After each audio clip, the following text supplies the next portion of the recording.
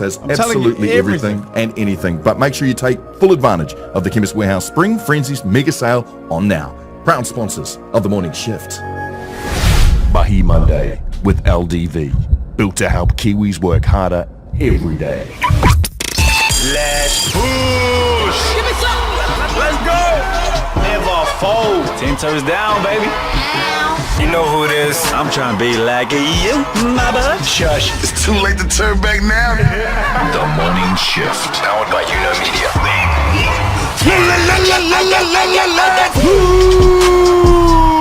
Yes, Carter. Good morning, good evening, and everything in between. It's LDV. Come on, rev 'em up. Mahi Monday. We're here for our morning shifters from our misters to our sisters.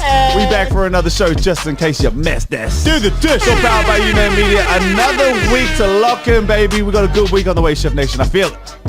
100%, stay blessed. So stress. We've got you covered like a sundress. Welcome to officially the #1 show. If you call down under your home, welcome to New Media. No. Welcome to New Media. The People's Media. Let's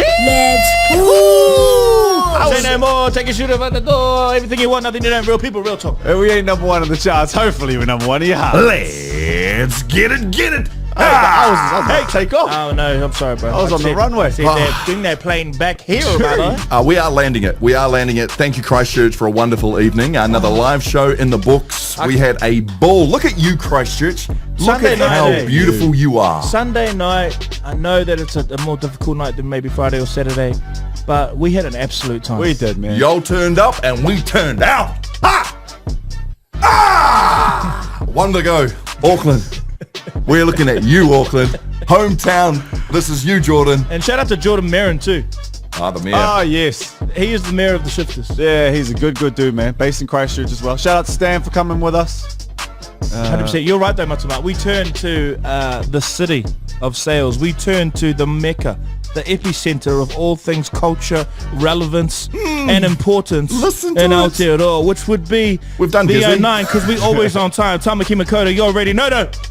That is the last show on this run until there's maybe 2 more at the end of the year. But, Auckland, after the All Blacks play the Wallabies. But I can't wait, man. Just for those who maybe listen to this for the first time, so the All Blacks actually, their kickoff is 5 o'clock kickoff. So if you are going along to Eden Park, there is going to be buses. There are going to be people who are heading to our show afterwards. So easy to get to the city. What a great way of just, it's absolute sending it. Oh, the on a heavens Saturday looked night. out for us on that because we didn't double check, and the All Blacks never play at 5:05.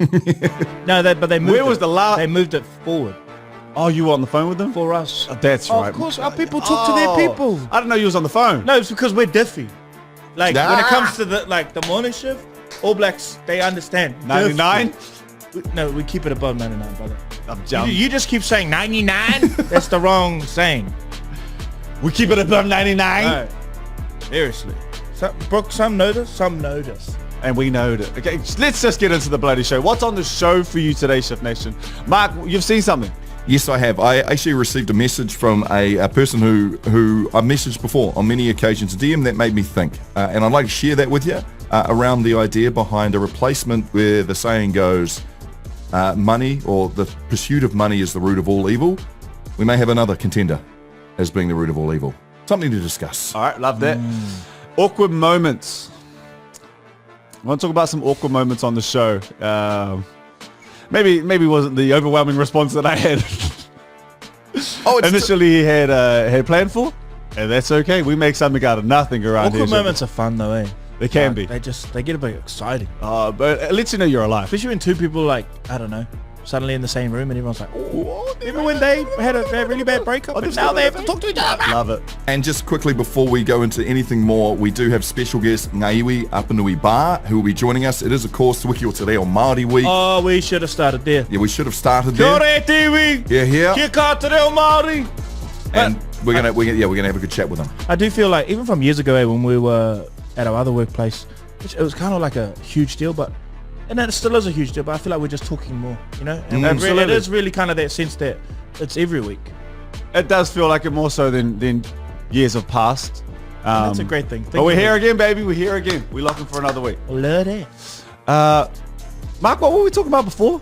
We had a check-in that it was actually Hendo who brought the subject Oh, up. that's right. Oh, come on, Hendo. So Hendo was asking the question, the very salient question, which I think every shifter should be talking about in their car on the way to work. This morning it is, can you remember, and what was the greatest meal you've ever had in your life? Oh yeah, that was it. Brooke refused to answer the question before going out of the room. He was like, nope. I'm not going to come on here and say her name Just- like that, Mark. Nah, shut up. Shut up. No. So what is the... Okay, I'll tell you what I told Mark. There is this... I'm lucky enough to have traveled the world a couple times. Talk and about a king. Talk about it, Carmen. One of those times San I was in Italy. Italy's a favorite Oh, spot you're of going to mine. hit us with the Euro. Yeah. Italy's a favorite spot of mine. And just hidden... See, this is where the locals know. It's kind of off the beaten path. But just hidden on the back of the Colosseum, there is this beautiful... The back of the Colosseum. Back of the Colosseum. Hidden out the back there. Oh, you diffy, man. There's this beautiful restaurant there that the mamas make the pastas in front. Oh, they're mama. Yeah, the mamas out there, and you know, they pasta? sprinkle a little bit of basil. Just a bunch of mums out the back. mamas. Oh, and mamma mia. Man, come on, get culture with me. They're at the front. Hey. They're at the window. And the basil is fresh. Basil is fresh. I had this. It was just a spag bowl, but it wasn't a spag bowl. No, it wasn't. Mine. Yeah. You're doing this terrible, bro. You're doing this terrible. You just said spag bowl, but not a spag bowl. What was it? See, You want to say a chicken bacon fettuccine? oh, were you with me? No, it was a, He got us to the venue and forgot the pasta. He took us all the way to Italy. He done said the mama's in the front. what I was trying to say. It was a spag bowl, but like, you know, spag bowls, they come like, there's just, some of them just feel very vanilla, very plain. I hear you. This was like a spag bowl. This was supposed to be From like. scratch. Made from Scratch. It was made from love. They got up early in the morning to make this. A diffy. So my spag bowl, there wasn't just spag bowl in Italy, heading out the back of the Colosseum off the beaten path. You know, you're not the only one that's traveled. I actually something triggered my memory. Years ago, I went to the beautiful country of the Philippines, but there's an island, because it's a country of many islands. And It there's is. an island, there's a special island there that we visited called Boracay. Oh. And you in the slow heart that of the down? village of Boracay, Boracay. the mangoes fall off the trees, you see. And as one was falling, my hand reached out. On the way down. I tell you, I'm diffy. I'll keep it above 99. Dropped right into my hand. I said, what is this? Did I just catch a mango in Boracay off a tree? Let me tell you, Spider-Man. slice that 4 ways. Papaya. I want to say I peeled that back, but I ain't going to say that. I was going to say it's different. It was different. So the beautiful mango from Beautiful mango from Boracay. Baraka. You know? Mark? Oh, Trying to say that I traveled too, but these are very, very, very beautiful sounding places, but mine's a lot more simpler. Mine was actually, I believe it's 3.5 years in the waiting. Oh, that's how long most people have to wait to get into the Michelin restaurant that I attended with Monsieur, as it's written on the bill. Oui, oui. Monsieur oui, on me. Jean Lomu. He took me along to, it was an incredible Michelin star. I think it was 4-star. I don't know. I think he only goes he up actually to has 3. a but- receipt to it. Yeah. We've seen it. Got the receipt. It was a 54-course degustation meal. And let me just say, I mean, when the French get Frenching, They Frenched. they Frenched all in my face, and it was a wonderful occasion. But yeah, as much as I'd like to say the humble, pie or something like that was my greatest meal, I'm going to have to go down to a meal that was, most people have to wait 3.5 years. Man, on the waiting I list didn't to even go. really like spag bowl. That's why I got to the part. I didn't even. I'd never pay I don't that. even like. think you I didn't never know like anything about spag it. bowl, bro. This is the first thing that came to my mind. To be fair, I'd never pay that amount of money for another meal. I like never that. caught the mango off the tree. I got it from the markets. Anyway, guys, let's get into the Daily Bread. What losers, eh? It's got to be cooler than we are. Boracay. That's right, guys. Daily Bread. Breaking bread with the news of today. And I'll say it again. Happy to wiki o te reo Māori. We are No, in you're it. not. This is it. It's September 15th. That's 258 days deep in there. 107 left to get her done. Get her done. It is World Afro Day today. I love that. Celebrating Afro here. It's culture, significance, identity. Afro beats. Yes, Afro beats. Afro soul. Afro soul. Afro culture. Afro culture. That's it. It's also Make a Hat Day. Ironic. I wish I could make hats. I'd love to. I'd be a great hat maker if I could figure it out. Cowboy hat too. Ooh. I could rock that. But you know what? I always want to rock a cowboy hat, but I feel like the whole wardrobe has to suit the cowboy hat. So it takes up so much that's getting space. expenny in my old age. Do you know what I gotta it get the right flare jeans, the right boots. It's like $1,000 outfit. That's you could fit 3 probably shoes across the space that one of those big hats take. So let's stick to those. You're right. And finally, something we can afford. Oh no, actually, we're probably still out of it. We gotta wait till the economy starts tuning over again. Double cheeseburger day today. Indulge in the double cheeseburger. Always a double for me. Yeah. I mean, look at me. But yes. Double cheeseburger. I think. Why would you not? Go double. Like a cheeseburger is just. I feel like they're for smaller people. Like you actually have to be under 70 kgs to kind of be like, oh man, that's a lot of cheeseburger, you know. But if you know what I mean? Like, why wouldn't you just go double, especially at Macca's? Do you remember a time where a cheeseburger filled you up? And I'm talking about cheeseburgers in every. I was under 70 kgs. Double it up today. That's what it is. I Double gotta be honest. cheeseburger day. I gotta say, I can't just sit here. I think they're trash. I think it's not in that. Yeah, no, I think cheeseburger's great. Double cheeseburgers. You know how you look at the cheeseburger? See, you're under 70 kg. But I'm 6'2", so I'm like a flyweight of the 6'2" division. I hear you. So I should be 70 kgs. But When we went to In-N-Out, did you get the double or did you go with just the single? Single. Sometimes though, I feel like you're one of those special people, which is why you still have abs at your tender age of 35. You're one of those people that it almost like sometimes food gets in the way of your day. You know what I mean? Like, and that's just something we can't relate on. No. You know, don't get me wrong. When you're hungry, you can get down with the boys and Thank you, bro. you're eating.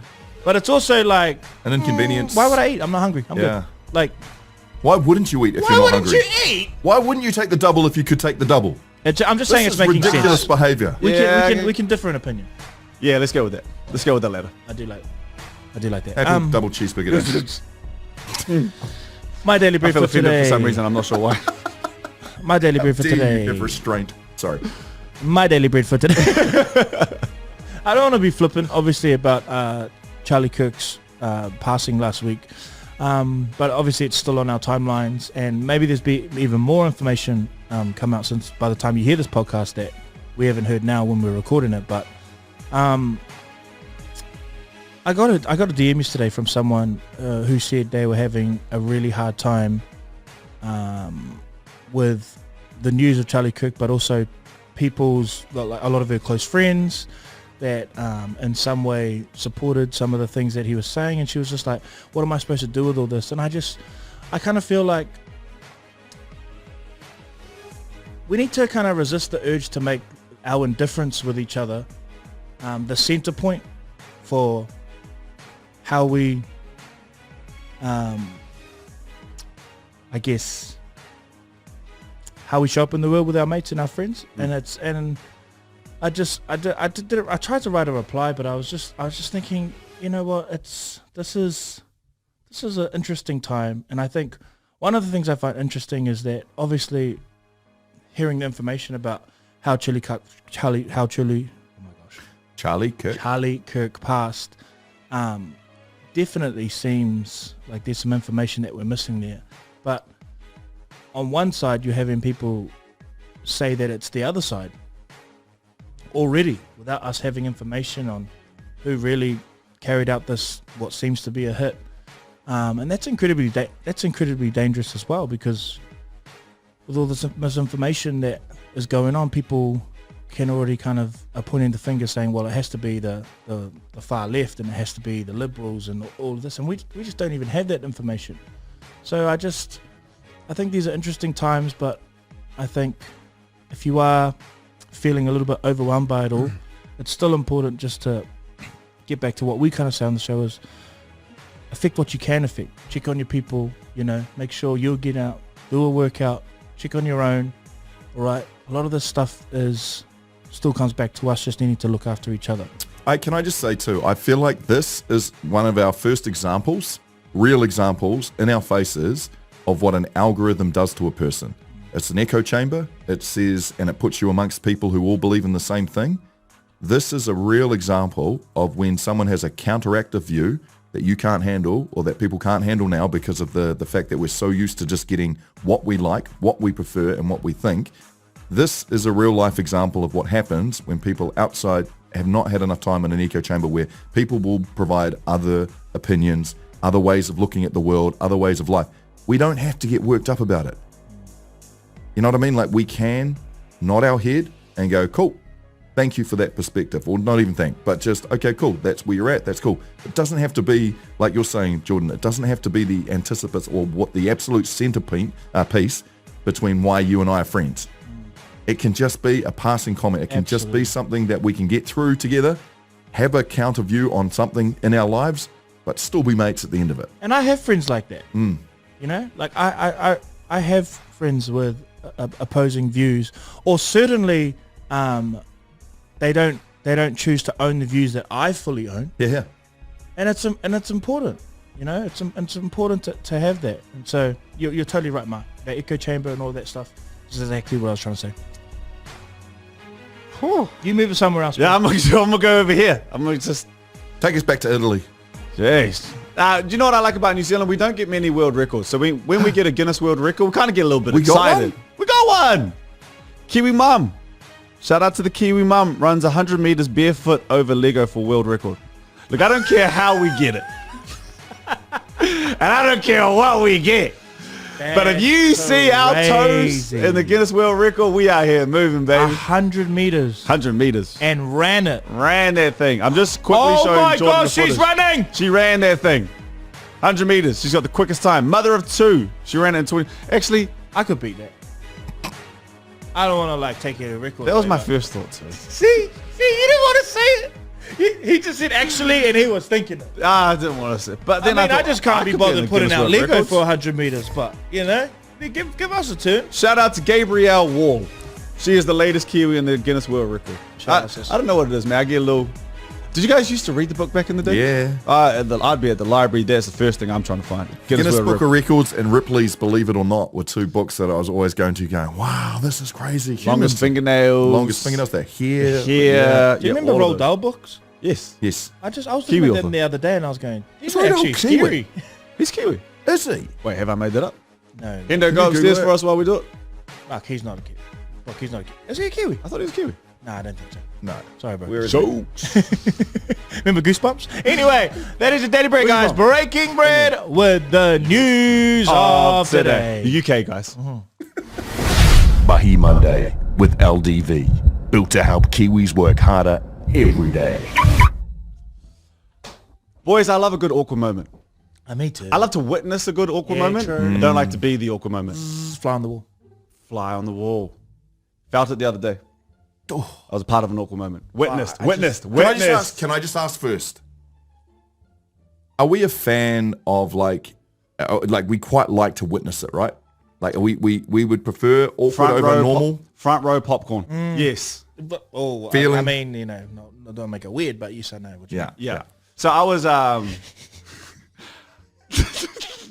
Life's so boring without it. but it is it reminds you you're alive. It's like a bit of a electric wave through your body. Sometimes I'll be witnessing and I can't even help myself. I'll give it a Oh bro, I'm a nosy Parker. Like if I sense awkwardness, yoink. shuffling over. Sometimes I get a bit judgy and I have to like do a little prayer and just be like, actually, that's actually not. I shouldn't be. This is saying not a like good this. person You know, to like do, just yeah. to align myself back to like good karma. You know, Good oh, for sorry, you. no. I do that late. Back to God. Sorry. Oh, yeah, I did that late. So I was at the mall the other day and I was with my friend and her daughter was there as well. Her daughter was like 2.5. And we bumped into this lady. I have no idea who this lady is. And they start talking and they're talking. I can tell they know each other. Like they're good friends. And after like a minute, the 2.5-year-old daughter starts looking at her mum and goes, "What's her name, mama? Mama, what's her name?" And so the person who's standing right next to her is like, okay, yep, she knows my name. She knows who I am. And I can just see my friend Kayla slowly. My friend Kayla. Oh, sorry, don't say that loud. I can see her just slowly falling back into her clothes. Everything becomes a little bit tighter. And as Sachi continues to yell louder, who is this? Kayla goes to another octave as well. Loved it. Loved to witness it. Would have hated to be Kayla in that moment. To that person, if you do listen to the show, she does remember your name. She just couldn't in the time. I'm notorious for that, eh? But That generally means they haven't remembered your name. I was just trying to do a nice thing. Just like, yeah, she doesn't remember the name at all. let me put you on game though. What you do is, if that happens, if that was Wolf, I would say, I'm so sorry. Meet my son, Wolf. And then Good. they kind of, okay, this is a real tough moment because I always do this in just meeting when I forget someone's name or like meeting someone, I say, oh, this is my friend Brooke. And then they say their name. Yeah, you got to get so it. that's easy, but in this context, hopefully they read the room and go, hi, Wolf, and then you kind of get saved. Yeah. So you also have to do the Kayla should have told me as we were walking towards, go, introduce yourself. Hey, Brooke. Okay. Yeah, that would have saved it. Yeah, saved it. Tell me early. So now we're both just stranded on an island if you don't tell me early and you forget the name. But you can fish and you can cook a meal, you know what I mean? Right. In those circumstances. Could have probably helped. Didn't. That's it. And then maybe it's on me. Be a better friend. Sometimes honestly, here's even more game. Sometimes you run straight toward it and it actually is okay. Like I'm so sorry, I've forgotten. Because you've forgotten the name, but you'll remember everything else. And so long as they know you remember the last convo brave. you had or something else, they don't get offended. Because you forget names, but if you forget bro, do you forget how we even know each other? That is what actually feels awkward to them. You're brave. I've done that. I'm not a brave enough man to say to your face, I forgot it. But that's what I should do. Those ones where you just look them straight in the eye and be like, oh, you know what? The silliest thing is that I've completely forgotten your name. But how is your wife and 4 kids? Yeah, exactly. You know? Okay, I hear you. Oh, bro, Sandwich. I remember you used to rock the bread falls with the orange laces. So you know what I mean? Yeah. Still got those etnies? They're like, he knows.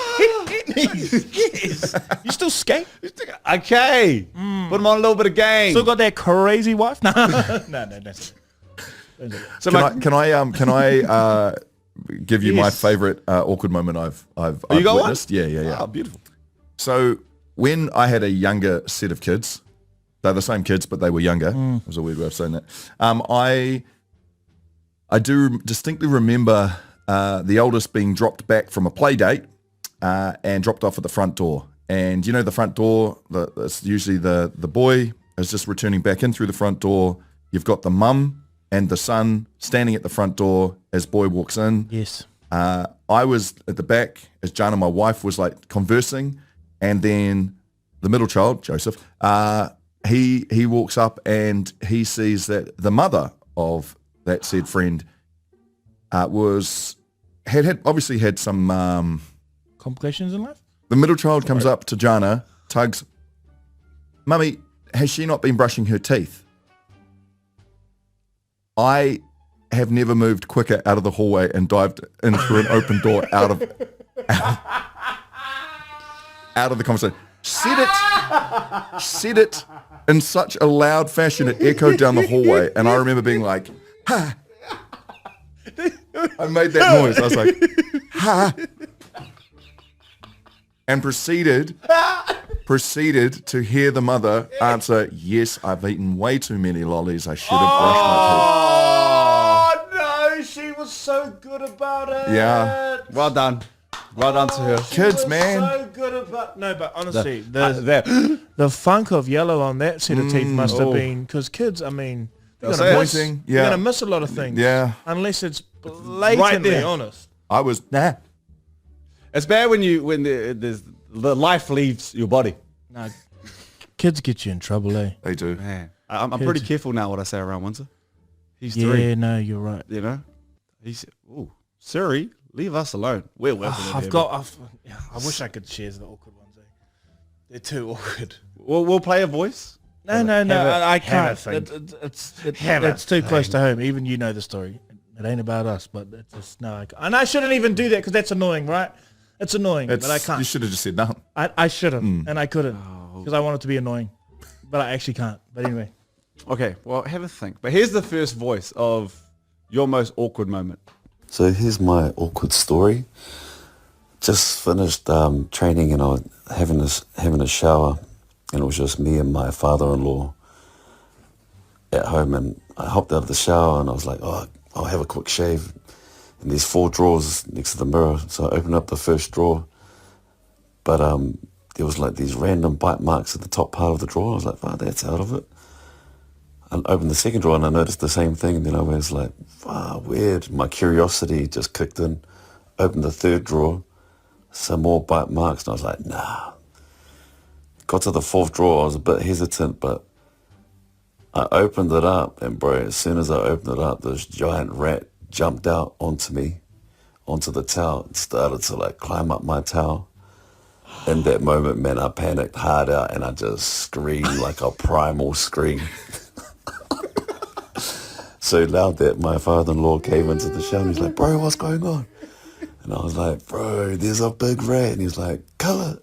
He goes and grabs this broom, but I had thrown the towel with the rat into the bath. He grabs the broom and he starts smashing the towel with the broom, putting holes all in the bath. Meanwhile, he's doing that and I'm just sitting next to him holding the junk. What a moment between him and I. Beautiful, beautiful. Oh, that's diabolical, eh? My man said, let me hold this grower in front of Pop. I'm all good with rats so long as they're not coming at me. We're gonna have two tragedies. Yeah, that's what I'm saying. You know what I mean? What? I'm all good with rats. I'm fine with rats so long as they're not coming at me. And I'm in a vulnerable position. Like I've just got a towel on. Nah. Make me fully clothed. Rat walk past me. Sweet with it. Oh, don't dude, get any. I'm running. Really? I'm out the house, Mark. I'm in my LDV. I'm going down. I'm going somewhere for I'd a few honestly hours. rather take on like in a fist fight 10 Tongans than try and get 10 rats out of my house. Really? And it's not even a thought. Let me get a hiding from those Tongans. Yeah. Like, because those rats definitely beating me up. See, I'm following that story the whole way down. I'm looking at the drawer. Bite marks. Crazy. Bite marks. Well, keep going. Have a look. If rat stays in there and it's just chill, I'm fine with it. Jumps out at me. Ah! That's when we've got a problem. But having to be naked. Having to be naked with We the used to have father-in-law. these rats at my old house, and I swear they were like the size of like half a cat, and they would just Cap. Half a cat. above 99. You ask my flatmates. What are we talking? Give me a weight. Give me a length. No, I swear, like this big. But when you're afraid of, That's a rabbit, brother. yes, I know. That might not be a mouse. And I thought I've said this story before, but I thought my room was haunted because I used to get all these sounds at night, and it used to freak me out. And then the rat guy came and said, "No, there's holes all in this house and roof, and all the rats are just they're up in the roof." So then he had to exterminate all of them. I wouldn't sleep. And our house smelled like death for a week. Yeah, that's right. They can't get them all the carcasses out, eh? So they just rot. They just in the rot. It was walls, so and bad. in the ceiling.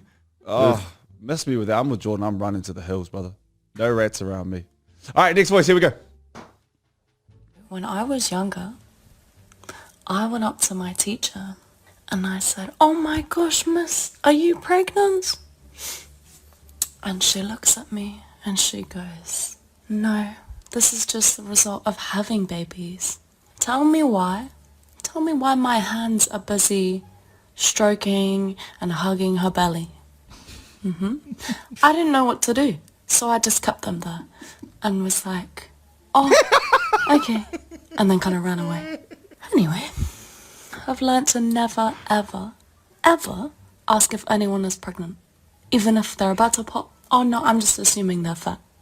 And let's push out the baby. There'll be some funny pregnant ones, eh? Yeah, I stay clear of that. Same. You just ask someone else that knows them. Are they pregnant? Oh, yeah, me. That's a no entry zone. That's a one-way street. Stop sign. No, we're not going down there. I love to keep them there. What do you do at that point? That's that's the right play. Commit to the bit. Yeah. You're in now. Anyway, if you have a chance to be awkward today, Embrace it. be a little awkward. Yeah. Good times. I love it. That's me, yeah. This is the morning shift. Gentlemen, I did want to share this with you. It was a message I got from a guy named Jacob, who we've messaged each other for a few years now, and it got me thinking. So I thought I'd share it with you guys to see if it can get you thinking as well. It says, "Kia ora matua. The kōrero on the podcast this morning got me thinking. You know how people used to say the pursuit of money is the root of all evil? I've started wondering if these days social media might be taking that spot. Let's think about it. It fuels relationship breakdowns, bullying, and social anxiety. It spreads misinformation, misinterpretation at scale. It gives people a platform to do whatever harm they want. It adds to depression and mental health struggles among young people. It distracts people from the real life, the real world, and keeping them glued to screens instead of the world around them. Of course, there are plenty of positives to it as well. Connects people, spreads messaging quickly, and keeps us entertained. But is that really serving us as a society, or is it doing more damage than good? I get it, this is a heavy topic, and maybe it's not the right fit for the podcast or for you guys at this time, but it could also be the sort of thing we pause on now and then just to reflect on the impact of social media, even if it is just about awareness. A bit like the way we check on our mental health, it might not solve the issues, but it starts the conversations. Jacob. That's a good What a great question. I have so many thoughts on this, hey. I suppose I'll start. Why are we on social media? My first initial thought said necessity, but that's actually a lie. Yeah. That's not what we are. Yeah. Well, it is actually. Because it's a necessity in terms of how we make a living. So if it's connected to that, I can see how we would make that point. But for us personally, no. My mind's social media.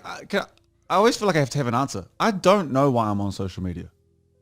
I don't know. Because I know that with everything, there's so many parts of me that doesn't want to be on social media, and I know kind of where I want to be is like present and, you know, all of that, but what's taken away from that is always finding my way to my phone.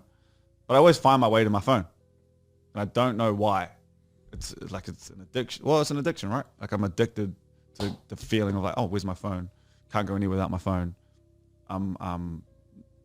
I'm sitting here, first thing I do is just go straight to my phone. I was just on an app. I'm going to go to a different app to go back to the app. Like, I don't know why. It's definitely something chemically that's happening to us, like on a physical level with our phones, absolutely, which is part of the addiction. I feel trapped too. You know, like, yeah, you just, as much as I try not to be on it, I'm always just finding myself on it. I wouldn't even need to win the lotto. If I could just know that I could pay the bills for the rest of my life, I would never be on social media again.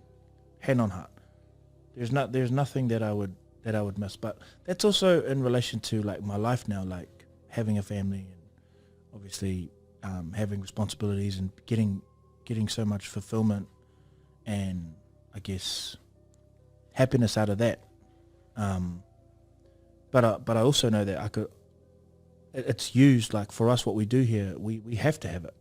It's a revenue stream, but if I didn't have to have that, I wouldn't have social media. I have different reasons why I have social media and why I go on social media. Everybody's on there, in my opinion. And so for me to be able to understand where society is headed or what it's thinking and what it's talking about, and like I will find videos very interesting to me. Don't get me wrong. If you guys saw my algorithm, a lot about the things that really draw my attention in is like an explanation as to how this works or what is this, you know, and when I'm talking about how this war started or these kinds of like pretty boring stuff. But what I do find is when there's a hit moment that's happened around the world. When I say a hit moment, it could be anything. It could be a tragedy. It could be something that's positive. It could be whatever it is. What everyone's talking about, once the news has set it out there, I like to know where all the different communities head and what they're saying about it. And I find myself reading comments that I completely disagree with, but I'm interested to hear what another person's perspective on it is. And social media is the easiest way of me doing that without prying into other, you know, groups and or hanging out with different people. I get to do that on a daily, but then it's totally misguided as well because there's so many bots going on. There's so many comments that have been generated from bot streams. I lived in a time where social media was never a thing. I remember that time. And we were fine. Yeah. That's what I mean. Like, do you need that though? You know. But if everyone's there and gathering and talking about things there, then I kind of do. It's the same thing. Like I refuse not to watch the news every night because I want to know what mainstream is telling most people. I refuse not to listen to certain radio stations because I want to know what that is, because what we are doing and what we have and what we do for a living at the moment is we're responsible to a certain degree of knowing what it is we talk about and what people are saying about it. But if I didn't go, I don't get anything from it. Like I don't get anything great out of social media. They've done a great. When I say they, I don't even know who they is. But I was gonna say they've done a great job of like FOMO is the biggest thing right now. Like why are you always going onto your phone? It's like what am I missing out on? Like, am I the first person to say the thing, or can I tell someone the thing that I've just found out straight away? I can't tell those people if I don't know. I think FOMO is it's a massive commodity in humanity. It's killing us, but no one wants it to miss rough. out on anything. Like for generations, well before social media, the idea of FOMO and not being a part of the group or missing out on something has always been a commodity that's been massive through the years. But social media, like you're saying, Brooke, social media is put on steroids because you get to see everything you're missing out on, and so FOMO becomes such a massive, element that you get to have put in your face every single day and every single time you open it up. I haven't spoken to one person too who's gone off social media and gone off their apps and hasn't gone, nah, life's mean now.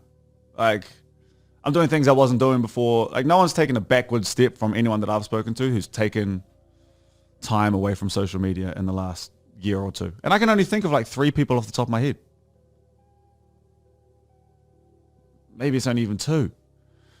But having conversations with them, they seem fine not being on social media.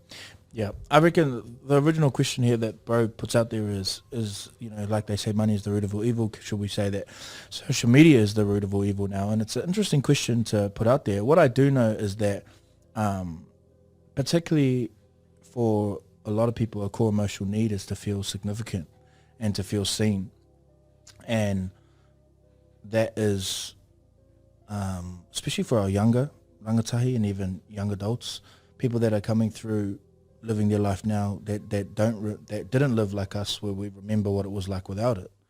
That need to feel significant, or to feel like people need to see you, or that they need to notice you, is incredibly alluring and powerful for people. TikTok kind of spiked it again, because the algorithms in TikTok meant that you didn't have to be a blue tick person or someone with a huge amount of following. There's this idea that you could be normal and you could just, the algorithms just obviously inflated anyone. Overnight you could have 100,000 followers. And so that kind of ticked it over again. And I think it's this, I think we're really going to see some shifts in the next wee while. I think I'm starting to see it even now, like to your FOMO point. I think people are, or maybe it's people more our age, but even if you look at if you look at the habits of young people, less people are drinking than any generation that of the last 5 that have been. There are changes that are starting to happen in our young, where I don't think they're getting FOMO as much. I think they're starting to see the effects of the bad things that happen on social media, cancel culture. They see what their parents, they see that there can be harm, and I think there are things that are starting to change. There's even been kind of quite, I see a lot of young men now as creators, taking on big physical challenges and, making it part of their content plan to say turn your phone off, to shut it down. There's definitely some shifts happening where people are realizing how dangerous social media can be, and just how to manage it better. I like to hope that there's the case. I just don't think that we're there. I think, just there are certain, don't get me wrong, there are certain, I guess, people and groups that feel that, but I just think the overwhelming tidal wave that is social media and people being consumed on their phones, it's so... Yeah, people are still poisoned by it. Yeah, and I also think like it maybe does all stem back to money, because if you're trying to be big on social media and make a following, what are you getting off the back of that? You're just getting more money, right? I would say when it comes to trending, like that, especially on TikTok, I don't know if money is in the heads of a lot of. I think it's a clout thing too. Oh yeah, significance. Significance. Yeah. Would they rather have a video that has 10 million likes, or would they rather have, I don't know what's equivalent, $10,000 in their account? Like what would the youth of today rather have? Would you have a video that goes 10 million Instagram or whatever it is likes, or $10,000 in your account?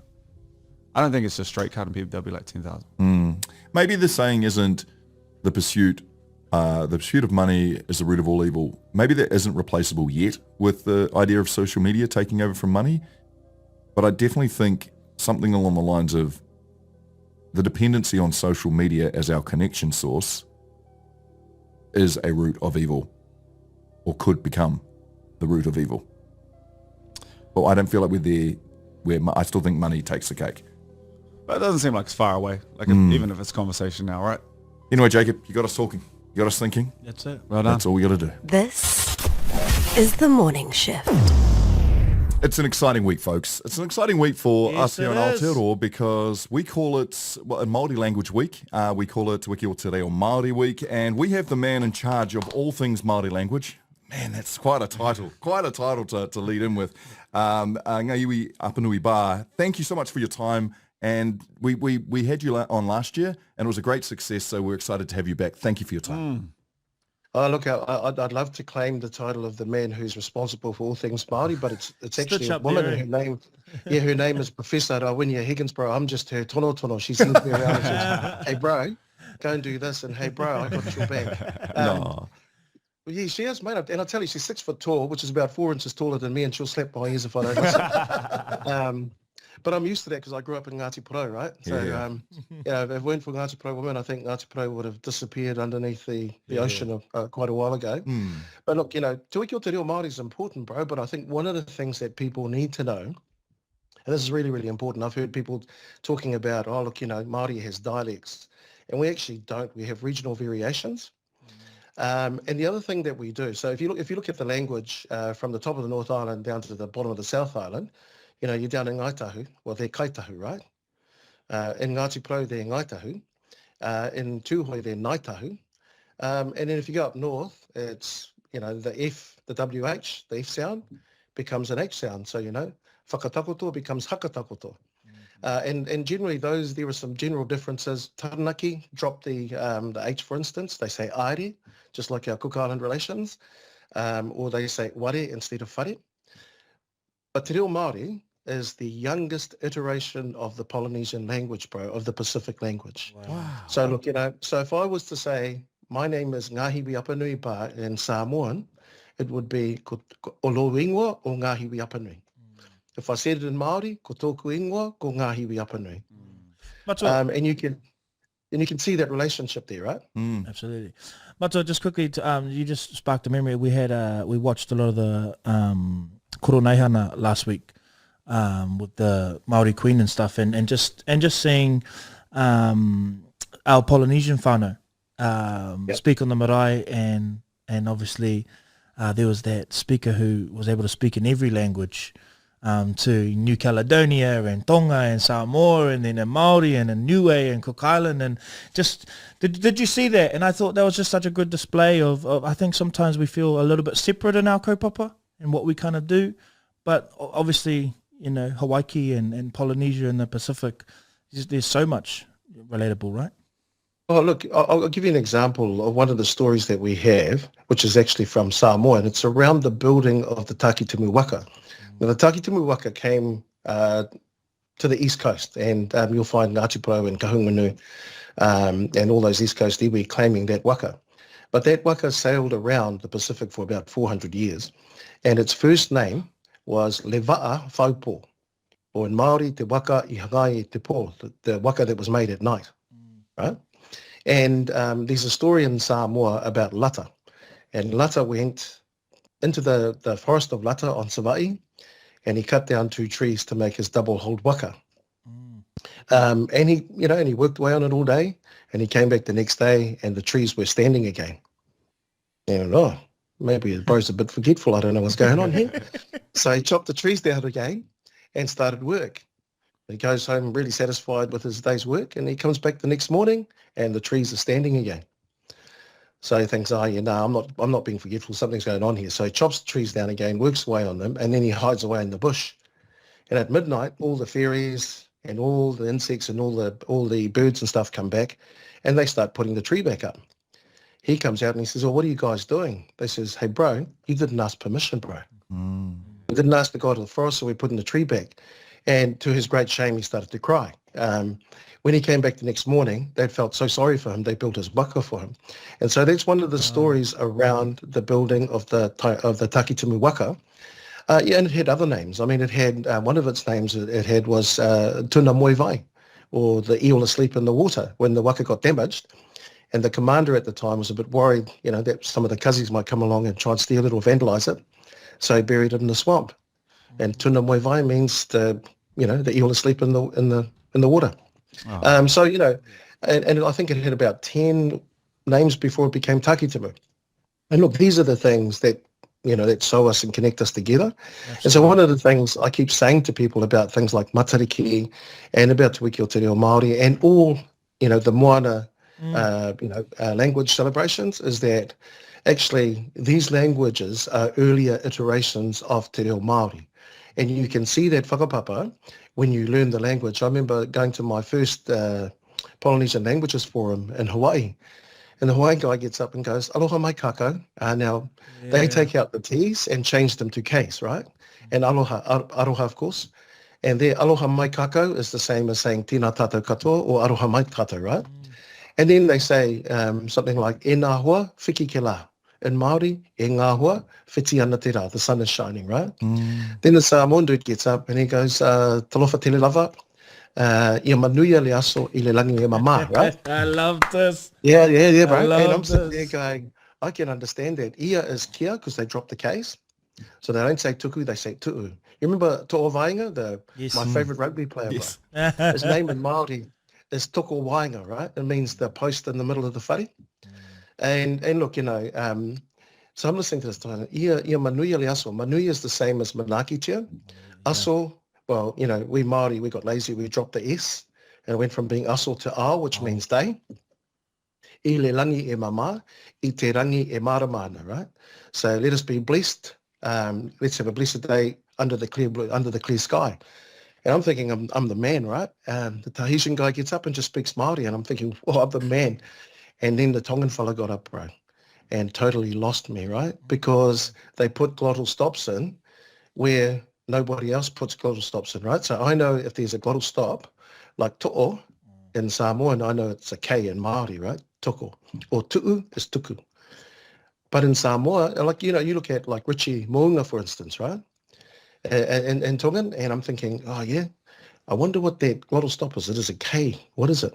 Well, it's nothing. Right, Mounga means maunga or mountain, and and so these things, and you can overthink them if you're a smartass like me, right? But I love the similarities, and I can see that language whakapapa all the way through from Te Reo Māori back to Samoan and Tongan, because those were, if we want to get down to it, I was going to do this movie, Once We're Warriors. I was going to call it Once We Were All Samoans. They just upset the cousins. Can I ask about the Te Wiki o Te Reo Māori this year in particular being 50-year anniversary and big celebration. But it does feel, without making this political, it does feel like last time we spoke, things have changed in the waters, especially in this country. There's been plenty of news stories that have I don't know, I felt a little disappointed with some of the progress that was being made, and I imagine in your role you must look through it. And again, don't want to make this political because I want this to be a positive week and a positive thing to be talking about, but why? What happens in this 50th anniversary, and how do we keep growing the language, because it is so important? Well, look, the thing is, Te Tautawhiri exists and the language still exists, and the kohanga reo and kura kaupapa exist because of community, because that's what the community wanted. And if I go all the way back to 1972, we keep telling the Kazis, we need our friends, we need our allies.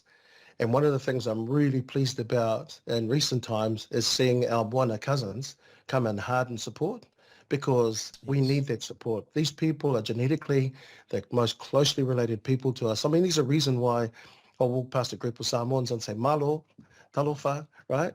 It's because I look like them, and the genes that I'm carrying around are the same genes that they're carrying around, right? And so it's really, really important that, we build that those relationships, because those are the relationships that will keep us, keep us going in the years ahead. And, look, the Te Reo Māori Society that took the petition to Parliament, I mean, most members of that group were Pākehā. They were non-Māori. And, the impact that the petition had, we kind of see it as a seminal moment in our Te Reo Māori history, that in 1972, when that petition was presented, that's when everything kind of kicked off, when Te Wiki o Te Reo Māori started, soon after that. I think it started off as Māori Language Day, then by 75 it was Māori Language Week, and a whole lot of awareness, right? And I remember one of my uncles, man, he'd turn up to work every day like he was, carrying a cross on his back, and I used to think, far out, what do you want to be a teacher for, uncle?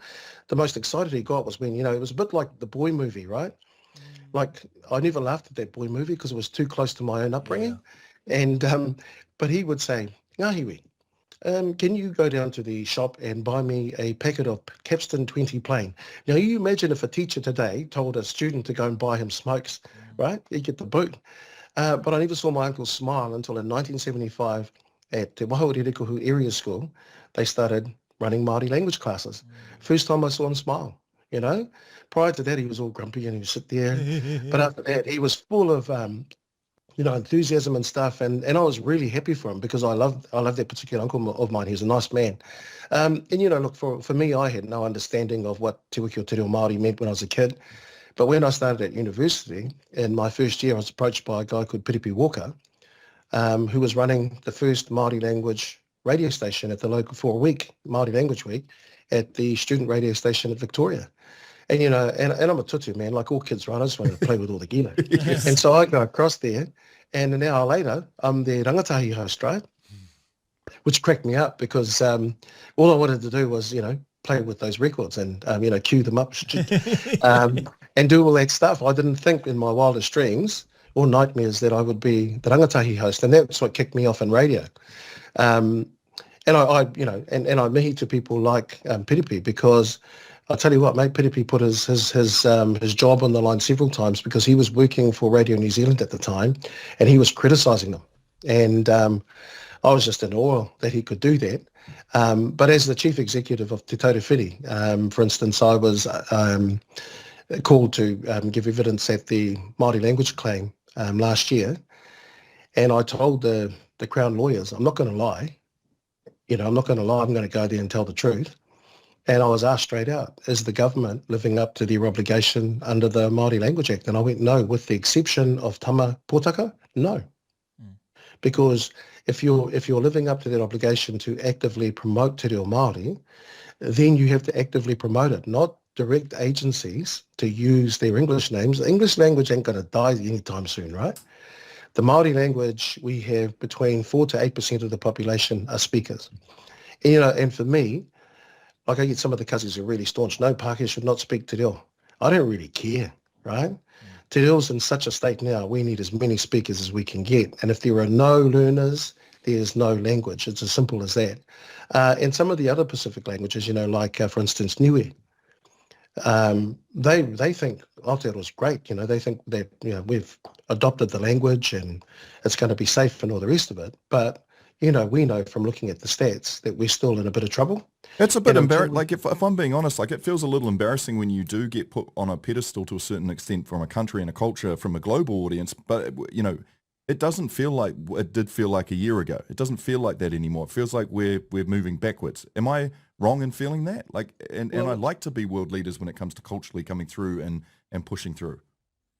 I think one of the things that we've tried not to do, right, is to conflate what's going on with the politicians and what's going on with our community. Because come on, talk about it. I mean, if you look at our community, right, 74% of New Zealanders believe that Te Reo Māori is central to our national identity. Yeah, absolutely. 1 in 2 New Zealanders want to improve their proficiency, right? And look, if you look at the 18 to 26. Demographic, for instance, 18% of that demographic say that they can speak Te Reo Māori fairly well. Yeah. So, we have a situation here where the data sources are saying that Te Reo Māori is really, really well perceived and regarded out in the community. And what we have is a government that has other priorities. And so what we've been trying to do is to focus on that goodwill that's in the community and really, really build it because, I think you saw the biggest ever march to Wellington, And look, nothing got burned, right? And nobody had eggs thrown at them. It was that treaty march last year was an incredible thing to see. We didn't even get the Samoans, Tongans, and Niueans properly marching with us. It would have even been more. Well, look, I'll tell you one of the things that cracked me up, hey, because I'm not allowed to join the march, and so I was on the side watching, right, and being a wannabe marcher, and because if I'd marched, I'd have got booted, I'd have lost my job, right? I'm supposed to be politically neutral, but I'm watching our Samoan cousins come past, and there's a guy with a megaphone, bro, and he's going, "Ke fe government, ke fe government," right? And somebody says to me, "What's that mean?" I says, "It doesn't mean haere mai." I love that. You know, and you know, and look, there were 100,000 people there. You know, the train people reckon that 130,000 extra passengers caught the train that morning. That was incredible. We did it as well. Hey, just going back to Wiki o Te Reo Māori, how do we celebrate this week? Like, if you want to celebrate, what's the best way to be a part of this week? Because it's so important. Oh, I reckon, you know, like it's about for a lot of people, you know, Te Reo Māori is a big deal, right? So, you know, if you're Pākehā, you're often, if you start learning, you'll find us saying to you, "Why are you learning, bro? You're not Māori." And I think, you know, one of the things that and for Māori, I'm in a Māori language class, and this Pākehā dude's getting higher marks than me, and yet it's supposed to be my language, right? And all of these things, and there are reasons for that. But one of the things that really prevents people from learning, the biggest barrier, is shame and fear of making a mistake, right? So one of the things I think that people can do is really answer your why. Why am I learning, right? Why am I learning Te Reo Māori? What does Te Reo Māori mean to me as a New Zealander, as a non-Māori New Zealander? You know, because one of the things I keep saying to people is when we look to bring people into the whare, we look for that commonality, right? And the commonality, and this is a stupid thing, I did an interview with Ete, Etuate, about 3 or 4 years ago, and he asked me, what's the relationship between Moana people and Māori? And I stupidly said the treaty. It's got nothing to do with the treaty. Our connection is whakapapa, right? Because I can go back to my 21st great-grandfather, whose name was Whātonga in Māori and Atonga in Samoan, right? And so, you know, looking for those commonalities is really, really important. And often what they will do is help people with their why. Why am I learning? Well, because you're one of us, Kazi, you know. Why am I learning? I'm Māori and it's my language. Why am I learning? I'm Pākehā and I want to make up for what happened in colonisation, right? I've sat in that room that you were talking about before, because when I was learning Māori, there was an Australian there and he was learning, and I got to know him a little bit. I said, "Why are you learning?" And he was learning because his partner was Māori. And he was nailing it. But I thought it was the most beautiful thing. Like he's learning a whole nother language to be closer to his partner. Well, a lot of people learn because they have kids, right? So a lot of my mates didn't start learning Te Reo until they had babies. So, you know, babies become a catalyst because they want their children to learn. My partner, on her father's side, is the first speaker of Te Reo Māori in their family for 4 or 5 generations. Wow. On her mother's side, it's one, you know, that one generation break. And here I am doggedly trying to hold on, thinking, nah, the chain will not be broken. The chain will not be broken. No, I love that. Mato, we do have to wrap this up. You know, my favorite part of this is you talking about is kind of the encouraging facts around things are getting better, because I don't always think the comment sections on social media and the headlines in the news often are accurate data for what I feel in the world. And it might just be my world, but you know, my partner went to kura kaupapa. My grandparents didn't speak to my parents, so they never passed it on. But my sister went to Takiura, learned her language. My sister also, my other sister then went to Takiura, so they're starting to speak now. Both mine and Brooke's sons go to kura. I'm still learning, and so I'm seeing my Pākehā friends from a few years ago that used to say Maori now say Māori. There are definitely things out there that are starting to happen, and there are changes that are starting to happen, and it's generational. And I feel like, you know, even from when we grew up in high school, Brooke, like the most thing we wanted to be was not Māori. Yeah. I have friends now who, you know, my Samoan mates who used to call us Maulis, like mocking us. Now, one of my biggest regrets. Now, as Samoans have sent their kids to kura because it's the closest kindy by their house where they live in Tauranga, and it's not an issue at all. And so I'm starting. I feel the changes. I see the changes. Now, it doesn't mean that, we don't keep fighting, and there are people, there are pioneers in this movement of language and te reo, and organisations that have done the mahi and done extreme things for us to kind of get to where we are now, but it's a continuation now. And I just feel like, while we need to keep marching forward and being proud and doing what we can, I also think there's still some awesome positives as well, matua as well. So I love that. Yeah, well, it's the thing, right? So when one of the things I get, right, I'll be walking down the road because my partner likes to go for a walk, right? She's Ngaitahu like that. They like to go for a walk to relax. Whereas Ngāti Pro, we go for a walk to get shit, bro. We don't go for a walk to relax. We go to get like pippies or pawa or something like that, right? And we're walking down the road and you see a Pākehā man coming up to you and you go, oh, morning. And he goes, morena. Exactly. You know? And it's that type it's of huge. thing. It's huge. Well, look, but I'll tell you the funniest thing though, bro. We're in a period of normalization, right? And I was walking into Wellington Airport one day with my little tiki badge on, right? And this well-meaning Pākehā dude comes out and he goes, hey, mate, I love your tiki, right? Now, there's a big difference. There's a big difference between tiki and look at you two. Right? But we know the heart was there, eh? The heart was there, Mata. Yeah, and I'm too Ngāti Pro to correct him, right? Because I think, well, yeah, he's got to go and say that to somebody else as well. But, people are trying, eh? People are trying, and sometimes when you mispronounce some words, they take on a totally different meaning, right? But look, I've just also got reminded by Amy that I need to tell you about some of our stuff that's happening. So, we have, for you guys, if you want to do something during Te Wiki o Te Reo Māori, do the 50 Reo Māori challenges, right? Was it? Yeah, 50 of them. So you can go on there and all sorts of things at reomāori.co.nz and challenge yourself. I think there might be some prizes in there as well. But the one we really love people to contribute to is the Pūtahi Mahara, which is the digital time capsule. Now, you can't go and put a pair of stink socks or something like that in there, but you can do, a video of yourself or photos and, all that kind of stuff. And look, in 50 years' time, man, if I'm still around, I reckon I'll just be bones, mate. In 50 years' time, I'm far out.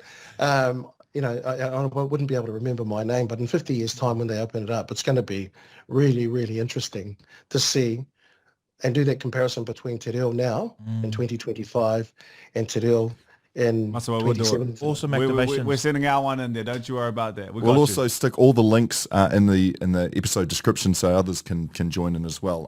Awesome. Now, thank you so much for your time, my friend. We love having you on and happy Te Wiki o Te Reo Māori Week. We're looking forward to it. Oh, look, mate, according to my kids, you guys have made me famous, and thank you very much. Because my children love you guys, right? They watch you every day. My middle girl, Henny, thinks you guys are the bomb. So, look, it's she's right. No, she's not right. She's not right. We're all right. We're all right, Mato. We're all right. Hey, thank you so much for your time. Ngā mihi, bro. Ngā mihi. Kia ora, bro. Mahi Monday with LDV. Built to help Kiwis work harder every day. That's beautiful. Us. That's beautiful. Thank you for riding along with us on a Monday. Yes. Happy Te Wiki o Te Reo Māori too. Beautiful. Christchurch, thank you. Appreciate you. Love it. Check on the people. See you tomorrow. This